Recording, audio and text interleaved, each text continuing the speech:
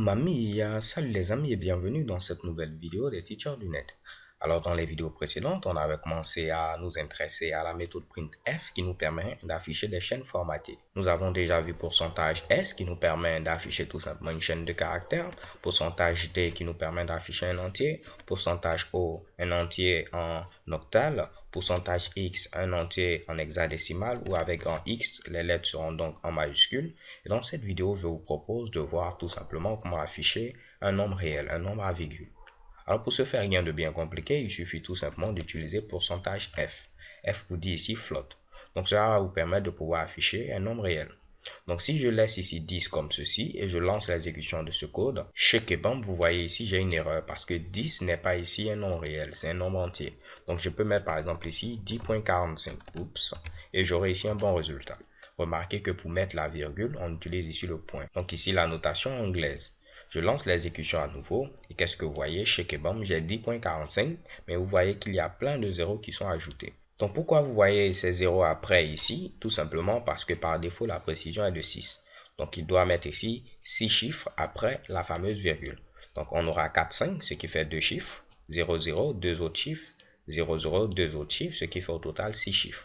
Donc si vous mettez par exemple ici 455, il va mettre à ce niveau-là 3 zéros pour que ça fasse ici une précision de 6. Je lance l'exécution, vous voyez ici 10.455 et vous voyez ici ces 3 zéros-là.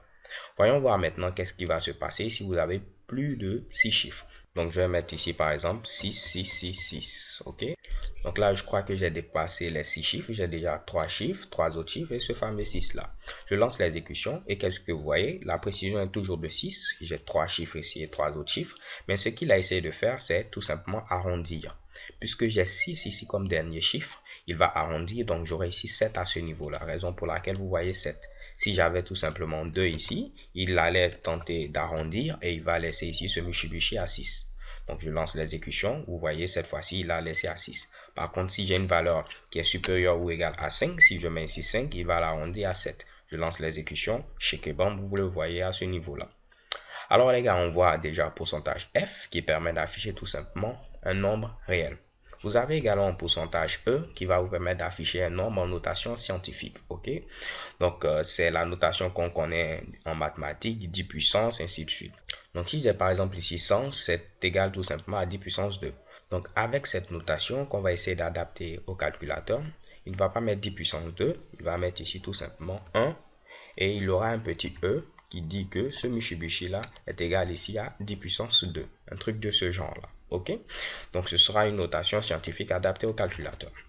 Donc là je vais mettre pourquoi pas 100 pour rester ici dans notre fameux exemple. Et lorsque je lance l'exécution de ce code, vous voyez que j'ai bel et bien ici une erreur à ce niveau là parce que 100 n'est pas tout simplement un nombre réel. Donc pour le transformer en nombre réel, pour l'instant on va faire très simple, je mets ici 100.0.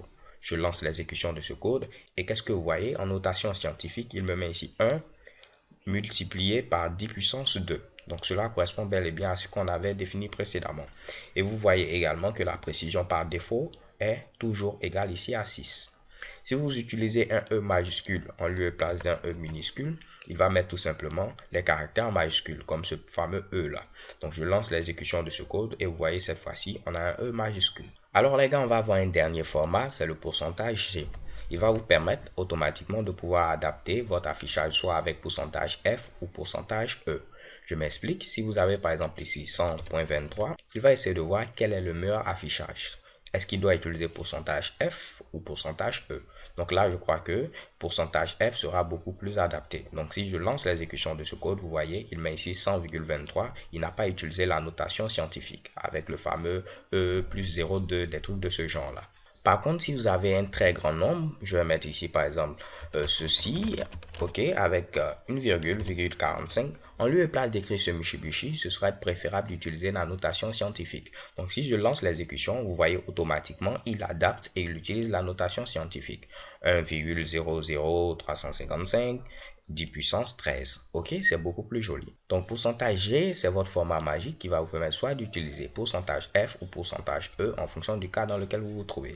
Vous avez évidemment pourcentage G majuscule qui va transformer ce fameux E là en E majuscule. Si je lance l'exécution, vous voyez chez Kebam ce résultat là. Donc si on veut rentrer dans les détails, qu'est-ce que ce fameux format utilise, ce pourcentage G? Il utilise en effet la magnitude. Si la magnitude est inférieure à 10 puissance moins 3 ou supérieure à 10 puissance 7, automatiquement il va utiliser la notation scientifique. Dans les cas contraires, il va utiliser la notation avec le pourcentage F. Alors les gars, ne vous inquiétez surtout pas avec ces histoires de magnitude, de mathématiques, on déteste tout ça.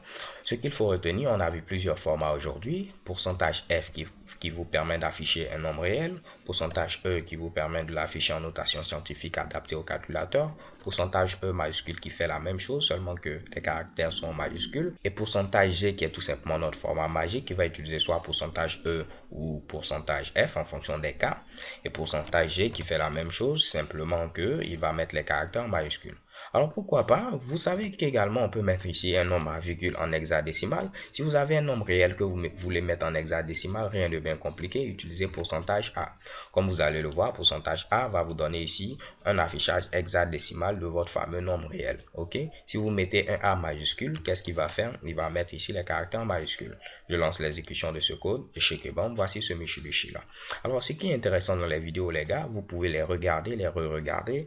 C'est juste ici histoire de vous présenter les différentes variétés de formats que vous pouvez utiliser. C'est tout pour cette vidéo. So thank you guys for watching. Don't forget to subscribe and have a nice day. Peace.